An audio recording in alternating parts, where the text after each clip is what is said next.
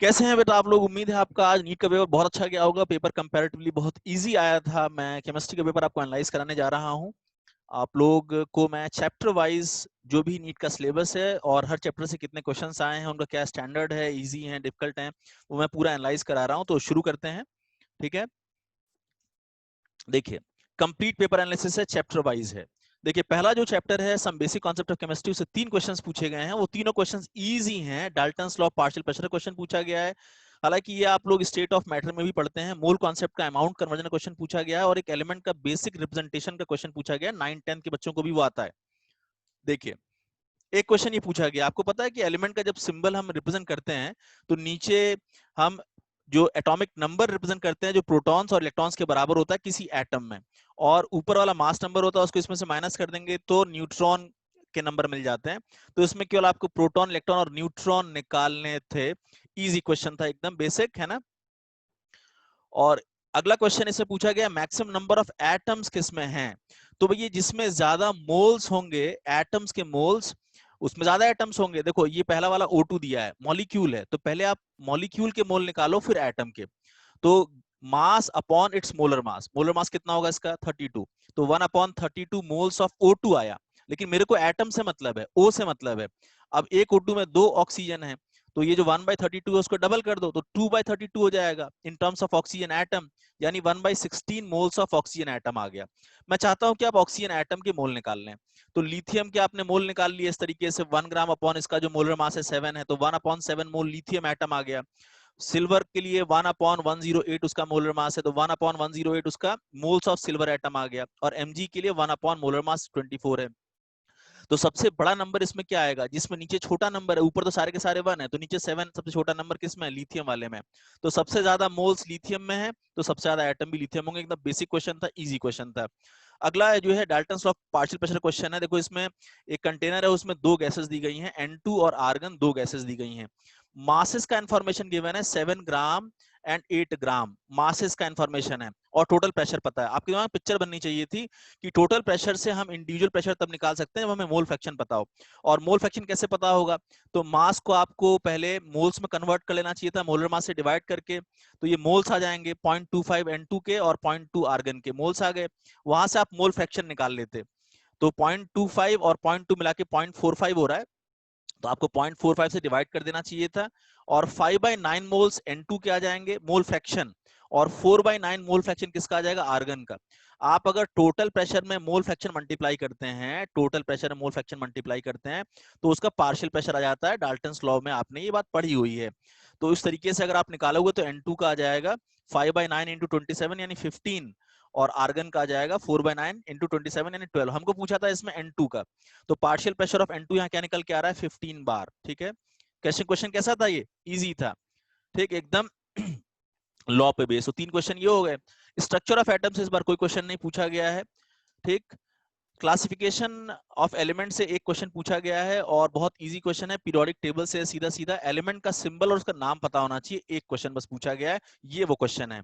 आपको इसमें एलिमेंट का नाम और उसका सिंबल अगर पता होता तो आप इसको कर पाते। मैं इसको एवरेज पे रखूंगा क्योंकि ज्यादातर बच्चे इस बात को नहीं याद रखते हैं, इसलिए मैं इसको एवरेज, आपके रेस्पेक्ट में इसको एवरेज कह रहा हूं। वैसे तो क्वेश्चन इजी है। ठीक, तो आप जब चेक करेंगे तो आप पाएंगे कि डर्म स्टेडियम जो है वो उसका एटॉमिक नंबर 1110 होता है। और इसमें इनकरेक्ट मैच बताना था, तो ये वाला मैच इनकरेक्ट है क्योंकि यहाँ पे अनियम यानी कि एटॉमिक नंबर 111 IUPAC नेम उसका, तो उससे आ रहा है 111 एटॉमिक नंबर, तो सामने मिसमैच है क्योंकि इसका एटॉमिक नंबर 1110 होता है, तो ये एक मिसमैच हो गया। तो ये क्वेश्चन भी इजी था, लेकिन बहुत से बच्चों के लिए ये हम एवरेज में रख देते हैं। केमिकल बॉन्डिंग से वैसे 3 से 4 क्वेश्चंस आते हैं, लेकिन इस साल केवल 2 क्वेश्चंस पूछे गए हैं। क्वेश्चंस हालांकि बहुत इजी हैं। एक क्वेश्चन है मॉलिक्यूलर ऑर्बिटल थ्योरी से और एक क्वेश्चन है डाइपोल मोमेंट से। दोनों बहुत इजी क्वेश्चन है, स्ट्रेट फॉरवर्ड क्वेश्चंस हैं। डाइपोल मोमेंट ने पूछा कि जीरो डाइपोल मोमेंट किसका होगा। आपको पता है कि जो सिमेट्रिकल मॉलिक्यूल्स होते हैं, कौन से मॉलिक्यूल्स सिमेट्रिकल, उनका डाइपोल मोमेंट 0 होता है, एकदम सीधा सीधा है। BF3 एक सिमेट्रिकल मॉलिक्यूल है, तीनों बॉन्ड एक जैसे हैं। और BeF2 भी एक सिमेट्रिकल मॉलिक्यूल है, CO2 भी एक सिमेट्रिकल मॉलिक्यूल है, लीनियर है। और 1,4 डाइक्लोरो बेंजीन भी सिमेट्रिकल मॉलिक्यूल है। तो इन सबका डाइपोल मोमेंट 0 हो जाएगा, यानी ये वाला जो कॉम्बिनेशन है पूरा, उनका डाइपोल मोमेंट क्या है, 0 है। इजी क्वेश्चन था। देखो कौन सा मॉलिक्यूल एग्जिस्ट नहीं करेगा, मॉलिक्यूलर ऑर्बिटल थ्योरी क्वेश्चन है, बॉन्ड ऑर्डर निकाला जाता है, आपको पता है बॉन्ड ऑर्डर आप निकालेंगे, He2 एग्जिस्ट नहीं करेगा क्योंकि इसका बॉन्ड ऑर्डर क्या आएगा, 0। इजी क्वेश्चन है ना, एमओटीवी बेस्ड। पेपर बहुत इजी था इस बार, स्टेट ऑफ मैटर से स्ट्रेट फॉरवर्ड कोई क्वेश्चन नहीं है। हम कह सकते हैं कि जो पीछे में डाल्टन्स लॉ वाला क्वेश्चन किया वो, हालांकि यहाँ से भी लॉज में हम पढ़ते ही हैं, लेकिन एज इट इज इसको मैं कंसिडर नहीं कर रहा हूँ, यहाँ से क्वेश्चन नहीं है।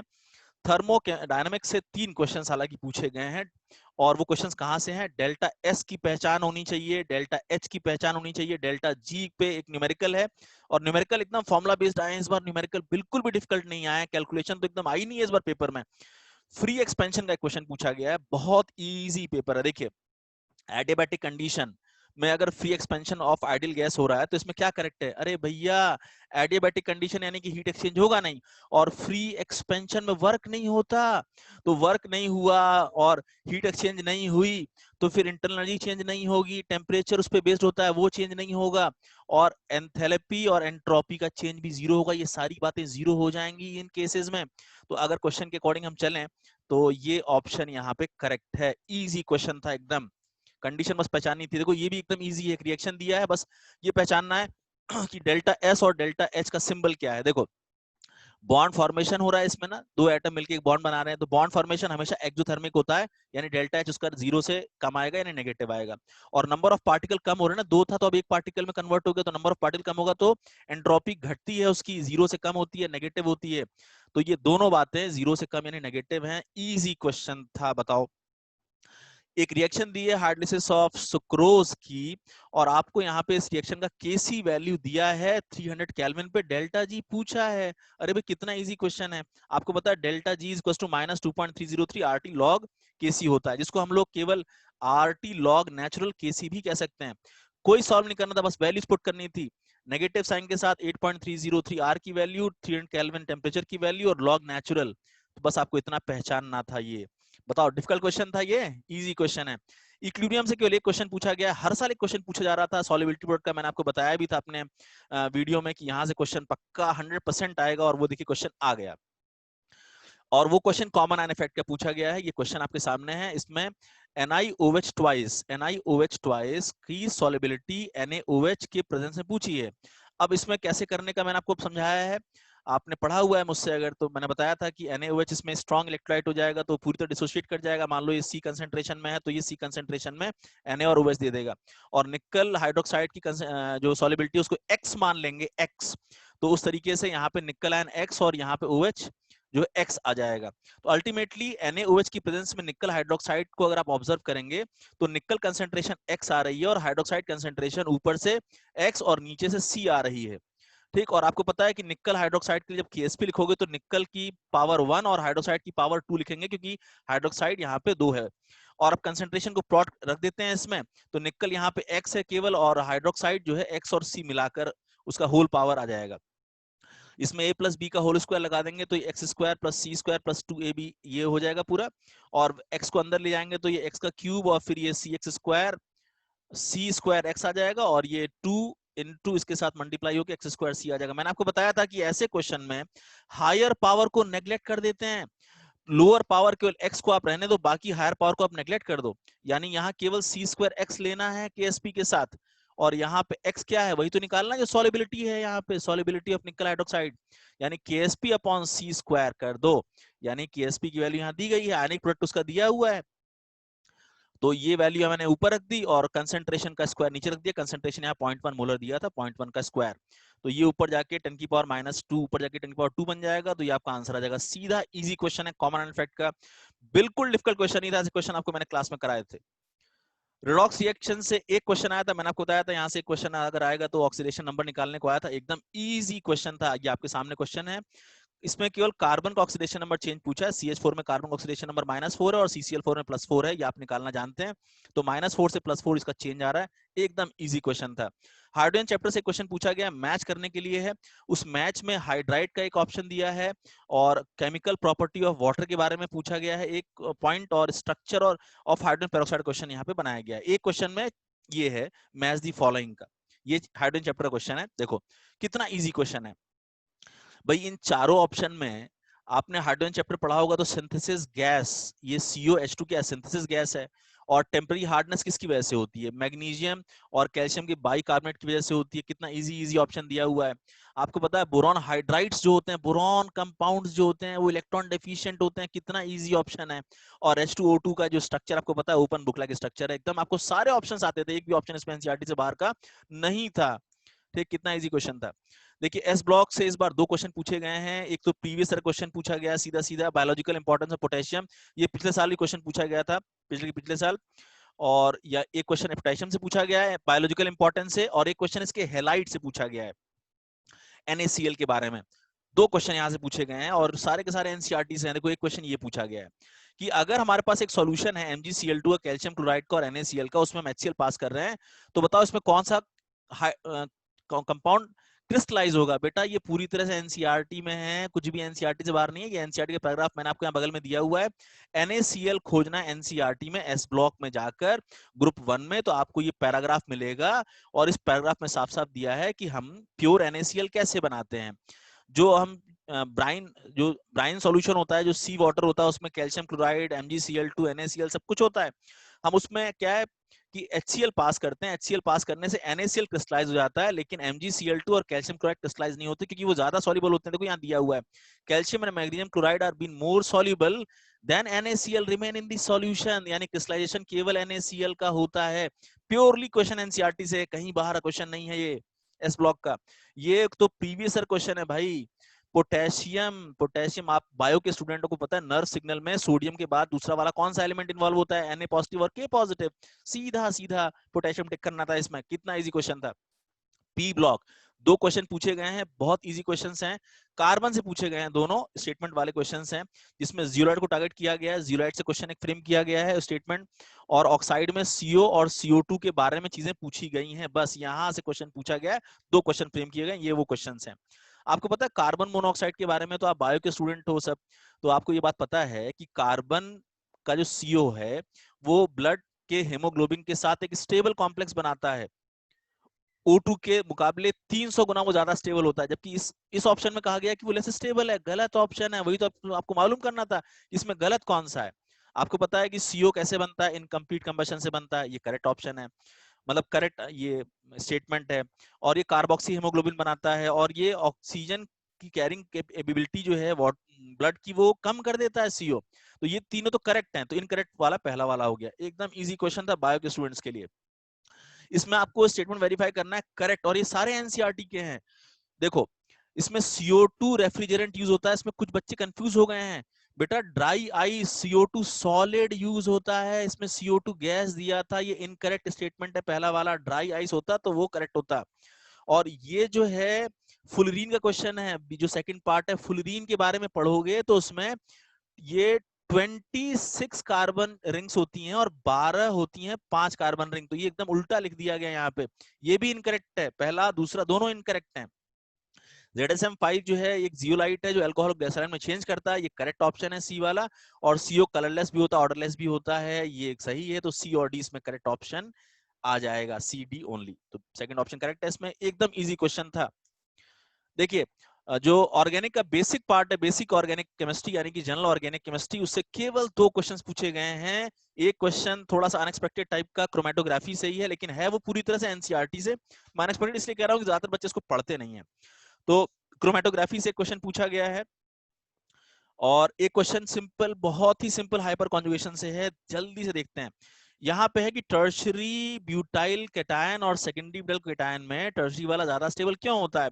बोलोगे इंडक्टिव इफेक्ट और हाइपर कॉन्जुगेशन यहाँ पे ज्यादा है। बट ऑप्शन में कहीं इंडक्टिव इफेक्ट की बात प्लस आई की बात नहीं की गई है ना। तो यहाँ पे चारों में बेटर ऑप्शन केवल हाइपर कॉन्जुगेशन निकल के आ रहा है। हालांकि इसमें प्लस आई और हाइपर कॉन्जुगेशन दोनों रीजन होने चाहिए, बट ऑप्शन के हिसाब से हम टिक करेंगे तो सेकंड ऑप्शन जाएगा कि हाइपर कॉन्जुगेशन इसका रीजन है कि ये क्यों ज्यादा स्टेबल है। एकदम इजी क्वेश्चन था ये था क्वेश्चन पेपर क्रोमेटोग्राफी का, जो पूरी तरह से पूछा तो एनसीईआरटी से बाहर गया। एक भी क्वेश्चन इस बार एनसीईआरटी से बाहर का नहीं है। थोड़े बहुत अनयूजुअल क्वेश्चंस हैं जो हम ज्यादातर फोकस नहीं करते हैं स्टूडेंट्स, तो ये उनमें से आप एक मान सकते हैं। पेपर क्रोमेटोग्राफी पार्टीशन क्रोमेटोग्राफी का ही एक एग्जाम्पल है, तो ये इसका आंसर है। और ये एनसीईआरटी का पैरा है जो मैंने आपके लिए यहाँ पे छांट के निकाल दिया है। 11th टॉपिक का है ये। मैं आपको हर चैप्टर से बता रहा हूँ। हाइड्रोकार्बन से इस साल 3 क्वेश्चंस हैं, और वुड्स रिएक्शन का सीधा सीधा एक क्वेश्चन है जो कि एनसीईआरटी में साफ साफ स्पेसिफाइड है कि वुड्स रिएक्शन में सिमेट्रिकल एल्केन बनता है, सिमेट्रिकल नहीं बनता है। E1 E2 जब आप मेथड प्रिपरेशन ऑफ एल्केन पढ़ते हैं, एल्कीन पढ़ते हैं, तो वहां पे E1 और E2 पढ़ते हैं, डिहाइड्रोहेलोजिनेशन और डिहाइड्रेशन, तो वहां से क्वेश्चन पूछा गया है। और एक क्वेश्चन पूछा गया ओजोन लाइसिस, बहुत इंपॉर्टेंट रिएक्शन है ये, अगर तुमने प्रीवियस ईयर पेपर लगाए होंगे तो ये सारे क्वेश्चंस प्रीवियस ईयर के इर्द गिर्द ही हैं, डिफिकल्ट नहीं है।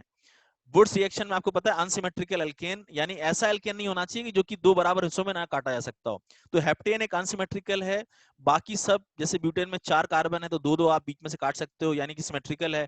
हेक्सेन में 6 कार्बन है तो आप बीच में 3 3 कार्बन को अलग कर सकते हो, तो सिमेट्रिकल है। और ये ब्यूटेन 2,3 डाइमिथाइल, ये भी सिमेट्रिकल है, इसको बीच में से दो बराबर हिस्सों में काट सकते हो। यानी कि पहला वाला है जो आप वुड्स रिएक्शन से गुड यील्ड में नहीं बना सकते। आपको पता है कि अनसिमेट्रिकल एल्केन क्यों नहीं बना सकते? क्योंकि मिक्सचर मिल जाता है, साफ साफ एनसीईआरटी में दिया हुआ है बेटा, ये अलग से बॉक्स में। और ये एलिमिनेशन रिएक्शन है एक, जिसमें कि 2 ब्रोमोपेंटेन को पेंट 2 इन में कन्वर्ट कर किया गया है क्वेश्चन के हिसाब से। अब इसके बारे में बताओ क्या क्या जानते हो। आपको पता है डिहाइड्रोहेलोजिनेशन एक बीटा एलिमिनेशन भी होता है, वो E2 मैकेनिज्म को फॉलो करता है। और वो सेटजेफ रूल या हॉफमैन रूल कब फॉलो करेगा वो आपको पता है। अब इस केस में तो इन्होंने ज्यादा स्टेबल एल्कीन बनाया है, यही अगर 1 पे पोजीशन पे बनता तो वो फिर हम कहते हैं हॉफमैन एलिमिनेशन प्रोडक्ट है।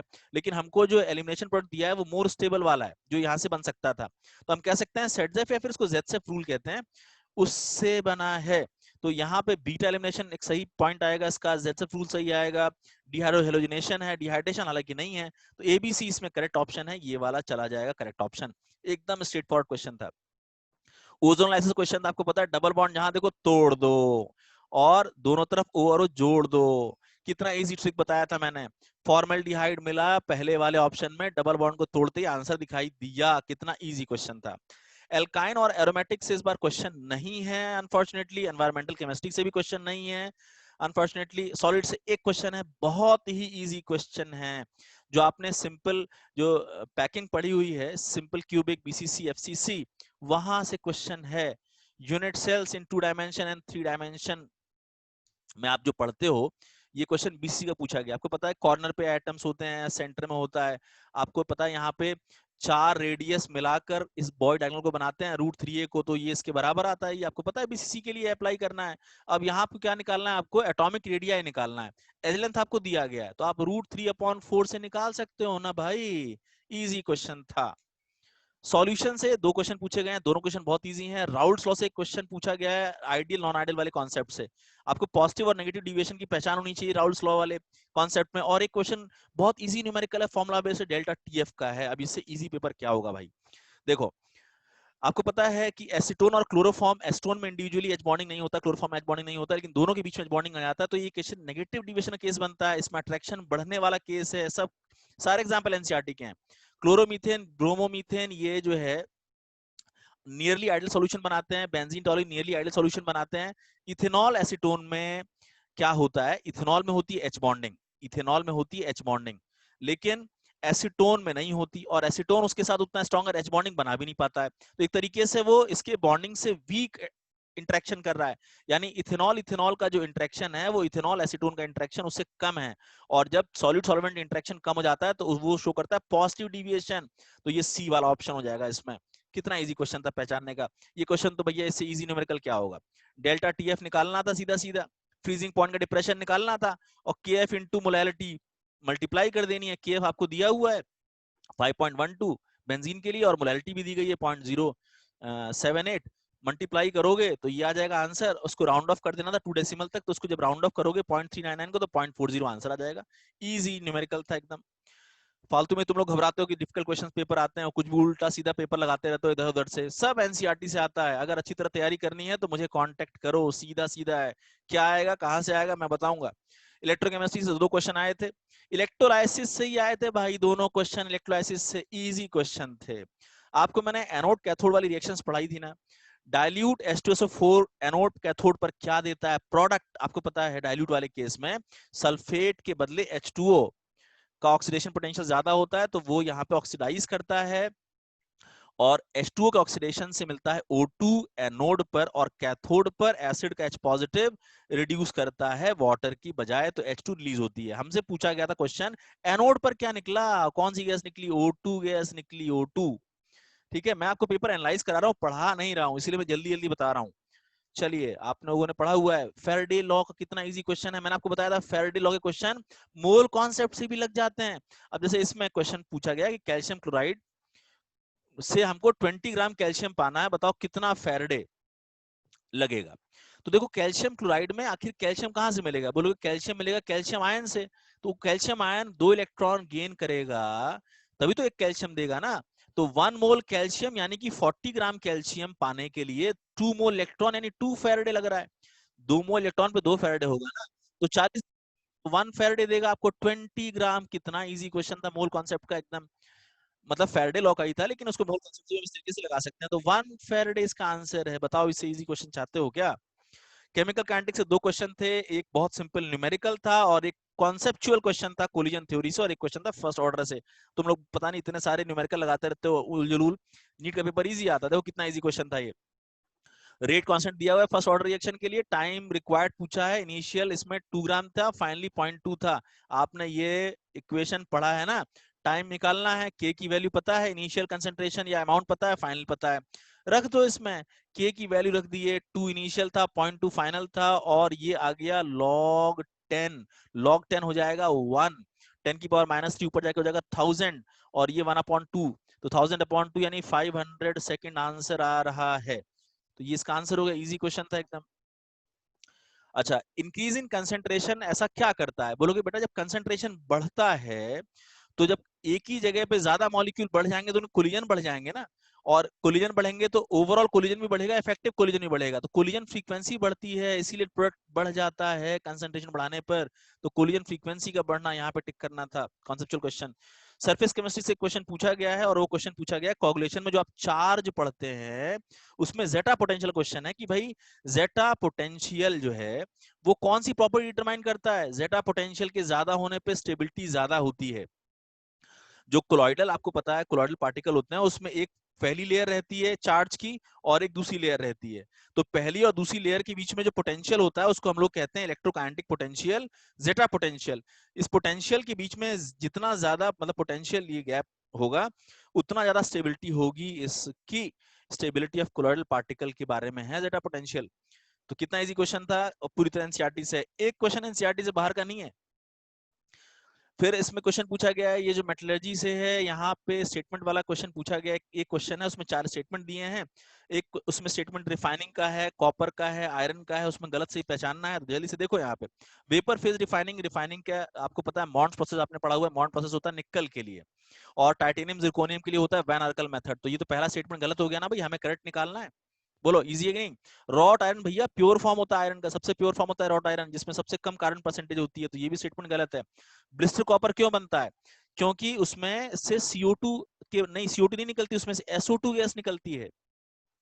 ये जो कॉपर सल्फाइड और कॉपर ऑक्साइड के बीच में रिएक्शन होती है और कॉपर और SO2 गैस मिलती है, तो SO2 गैस के निकलने की वजह से ब्लिस्टर फॉर्मेशन होती है। ठीक, तो इसमें हमको करेक्ट अगर देखा जाए तो केवल पिग आयरन है, जो कि पिग आयरन थोड़ा सॉफ्ट होने की वजह से हम उसको कई शेप में मोल्ड कर सकते हैं। तो सेकंड ऑप्शन इसमें आएगा। पूरी तरह से एनसीईआरटी वाले स्टेटमेंट है, तो स्टेटमेंट वेरीफाई करने को दिया था, इसीलिए इन चैप्टर्स में एनसीईआरटी की रीडिंग ज्यादा अच्छी है, और आप लोग लेके बैठ जाते हो इधर उधर किताबें।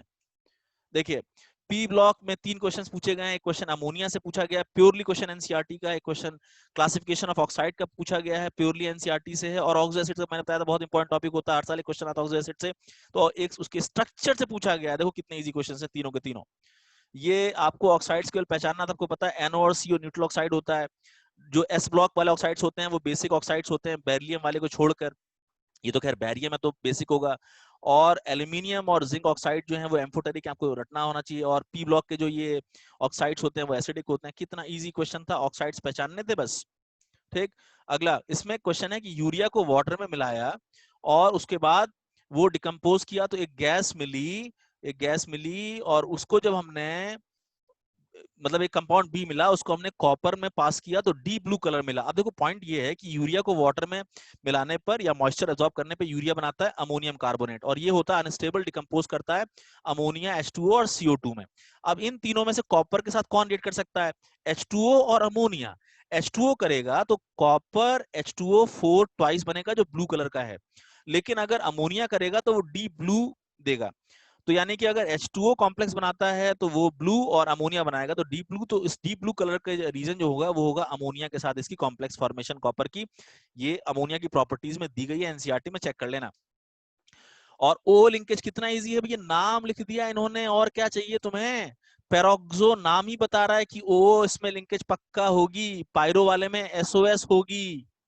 तो यहाँ तो ओ पूछा हुआ है, नाम से ही पूछ लिया, तुमको तो स्ट्रक्चर भी नहीं बनाना पड़ा, पेरोक्सो ने बता दिया कहाँ पे है। ग्रुप 17 और 18 से यहाँ पे क्वेश्चन नहीं है इस साल। डी ब्लॉक से 2 क्वेश्चन पूछे गए हैं, और एक क्वेश्चन उसमें स्टेटमेंट वाला है और एक क्वेश्चन उसमें मैग्नेटिक प्रॉपर्टी वाला पूछा गया है। ठीक, देखिए ये वो 2 क्वेश्चंस हैं। एक स्टेटमेंट इसमें इंटरस्टिशियल का है, एनसीईआरटी का पूरी तरह से। इंटरस्टिशियल कंपाउंड क्या होते हैं? अरे मेटलिक लैटिस के बीच में जो जगह होती है उसमें छोटे छोटे नॉन मेटल्स आ जाते हैं, बोरॉन, कार्बन, नाइट्रोजन, हाइड्रोजन जैसे, तो ये बनता है इंटरस्टिशियल। तो ये तो करेक्ट है, हमें निकालना है इनकरेक्ट, ठीक है ना, पहला वाला करेक्ट है। और इसमें पूछा है कि दोनों का ऑक्सीडेशन स्टेट, भैया दोनों कंपाउंड में ऑक्सीडेशन स्टेट निकाल लो, क्रोमियम 6 पॉजिटिव आ रहा है, इसमें कह रहा है नॉट सेम, नहीं भैया सेम है। तो ये ऑप्शन इनकरेक्ट है, यानी कि हमारा आंसर यही है, सेकंड वाला है। और आप थर्ड वाले ऑप्शन को अगर देखो तो एनसीईआरटी का ही है, आपको पता होना चाहिए क्रोमियम 2 पॉजिटिव की टेंडेंसी क्रोमियम 3 में जाने की होती है, इसीलिए क्रोमियम 2 पॉजिटिव जो है वो खुद को ऑक्सीडाइज करना चाहता है, क्रोमियम 3 पॉजिटिव ज्यादा स्टेबल होता है, तो ये इसीलिए रिड्यूसिंग एजेंट होता है। लेकिन आयरन वाले केस में क्या होता है, आयरन 3 आयरन 2 में जाना चाहता है तो खुद को रिड्यूस करेगा, तो वो ऑक्सीडाइजिंग एजेंट होता है। तो ये ऑप्शन एकदम करेक्ट है कि Cr2 पॉजिटिव जो है स्ट्रॉन्ग रिड्यूसिंग एजेंट होता है, जबकि Fe2 पॉजिटिव नहीं होता है, Fe3 जो है ऑक्सीडाइजिंग एजेंट होता है जो कि Fe2 में कन्वर्ट होता है। तो ये भी स्टेटमेंट करेक्ट है। और ट्रांजिशन मेटल जो है वो कैटालिटिक एक्टिविटी क्यों शो करते हैं? क्योंकि वो वेरिएबल ऑक्सीडेशन स्टेट शो कर सकते हैं और कॉम्प्लेक्स फॉर्मेशन टेंडेंसी शो करते हैं, एनसीईआरटी का ही लाइन दिया हुआ है।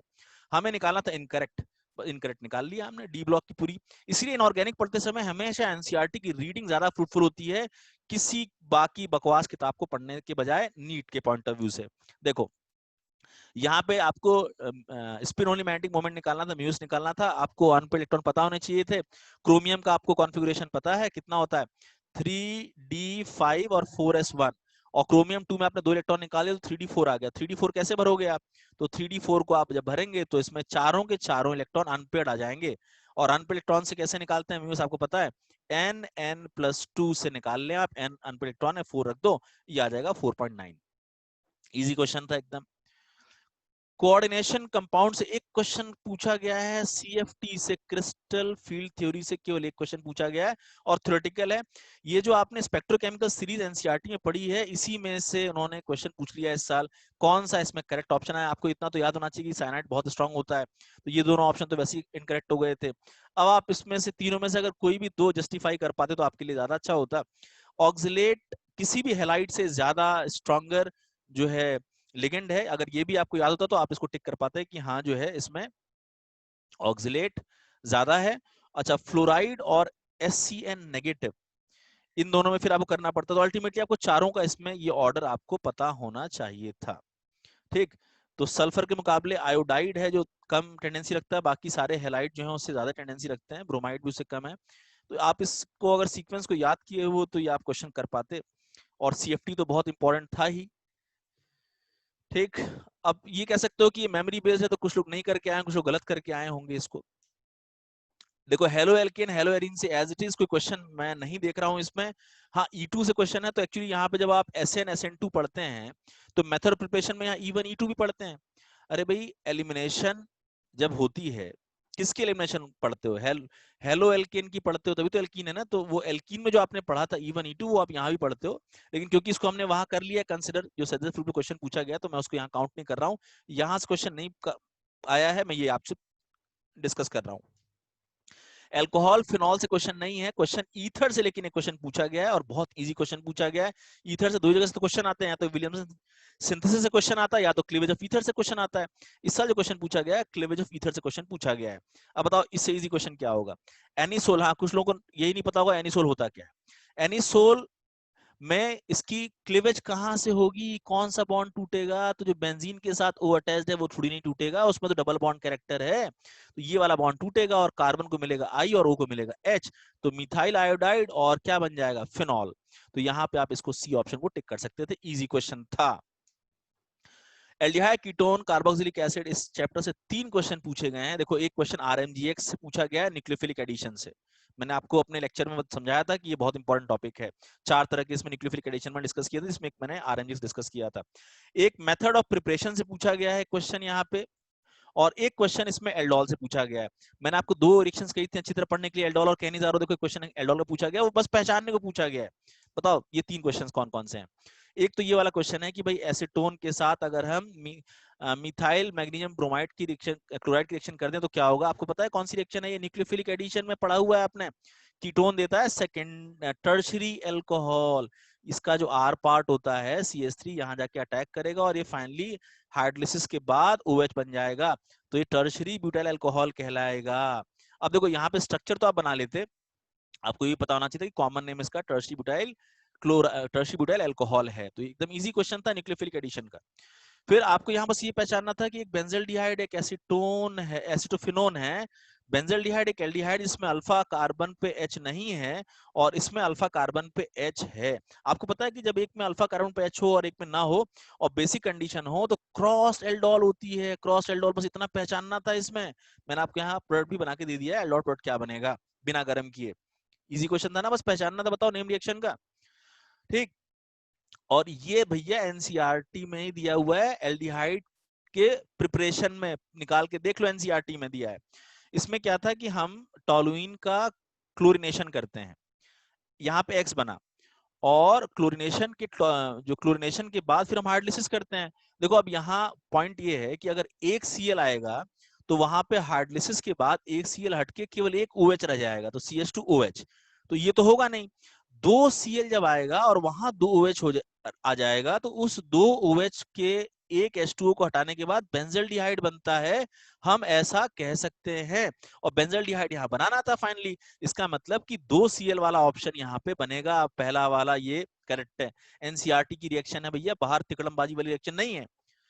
ऑर्गेनिक कंपाउंड कंटेनिंग नाइट्रोजन, इसमें केवल एक क्वेश्चन पूछा गया है, टेस्ट से पूछा गया है। मैंने कहा था इसमें 4 टेस्ट अब पढ़ लेना अच्छी तरह से। कार्बाइल अमाइन टेस्ट पूछा गया है, कितना इजी है, प्राइमरी अमाइन देता है इसको, बस इतना याद रखना था, प्राइमरी अमाइन NH2 प्रेजेंट होना चाहिए, इजी क्वेश्चन था।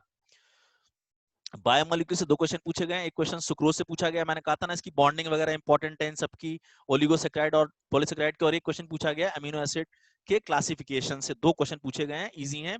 सुक्रोज आपको पता है एनसीईआरटी में ये स्ट्रक्चर दिया हुआ है, इसमें 2 यूनिट्स होती हैं, एक अल्फा डी ग्लूकोज और एक beta D fructose. Alpha D glucose beta D fructose के बीच में बॉन्डिंग होती है, और वो बॉन्डिंग कहाँ कहाँ होती है, तो आपको पता है कि ग्लाइकोसिडिक बॉन्ड किस कार्बन के बीच में बनता है, ठीक। तो यहाँ हमको कुल मिला के यूनिट पूछी थी, तो ये पहला वाला आंसर हो जाएगा, स्ट्रक्चर पे बेस्ड क्वेश्चन था। और बेसिक अमीनो एसिड्स में लाइसिन, आर्जिनिन, हिस्टिडीन, ये 3 इंपॉर्टेंट बेसिक अमीनो एसिड्स होते हैं। लाइसिन पूछा गया है, बायो वाले बच्चों को उम्मीद है कि ये क्वेश्चन तो आते होंगे, एसिड और बेसिक।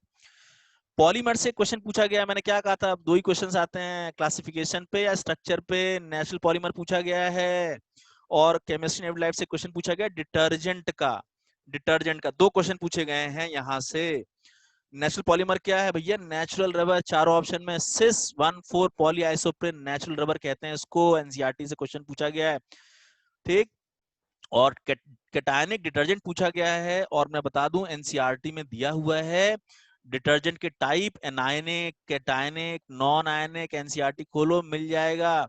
कैटायनिक डिटर्जेंट में होता क्या बेटा, पॉजिटिव पार्ट वाला जो डिटर्जेंट वाला होता है उसमें जनरली नाइट्रोजन का ही कोई ना कोई अमोनियम सॉल्ट होता है। कैटायनिक वाले में तो अमोनियम सॉल्ट आपको खोजना था वहां पे, ठीक। बाकी जो सल्फेट वगैरह होते हैं, सोडियम सॉल्ट होते हैं, तो अगला नेगेटिव होगा ना, ट्रिक ये थी। तो यहाँ पे अमोनियम सॉल्ट यानी ammonium chloride, ammonium bromide, ammonium sulphate, अगर ये सब होता है यहाँ पे अमोनियम वाला, तो आपको टिक करना था। कैटायनिक एजेंट आप पढ़ लीजिए, कैटायनिक डिटर्जेंट में आपको यहाँ पे साफ साफ एनसीईआरटी का एग्जाम्पल दिया हुआ है। तो आपको मैंने पेपर एनालाइज कराया और मैंने बताया कि पूरा पेपर एनसीईआरटी से था, एक सिंगल क्वेश्चन एनसीईआरटी से बाहर का नहीं था। हाँ, ये है कि कुछ चैप्टर से क्वेश्चंस नहीं आए हैं, कुछ क्वेश्चंस किस चैप्टर से एक क्वेश्चन पूछा जाना चाहिए तो दो क्वेश्चन पूछ लिया गया है, बट ओवरऑल पेपर बहुत ईजी था। इसीलिए अगर आप सही तरीके से तैयारी करना चाहते हैं, देखो पढ़ाने वाले बहुत अच्छा पढ़ाते हैं, लेकिन अगर आपको तैयारी करनी है उस तरीके से जैसा कि पेपर का पैटर्न होता है और मैक्सिमम आपको स्कोर करना है, मिनिमम एफर्ट में मैक्सिमम स्कोर करना है, तो आप मुझसे कांटेक्ट कर सकते हैं। मेरा एक ट्रैक रिकॉर्ड है कि मैं केमिस्ट्री को मिनिमम टाइम में मैक्सिमम आपको एनसीईआरटी बेस्ड पढ़ाता हूं। उससे फायदा ये होता है कि आप बायो को टाइम दे पाते हैं और फिजिक्स को टाइम दे पाते हैं।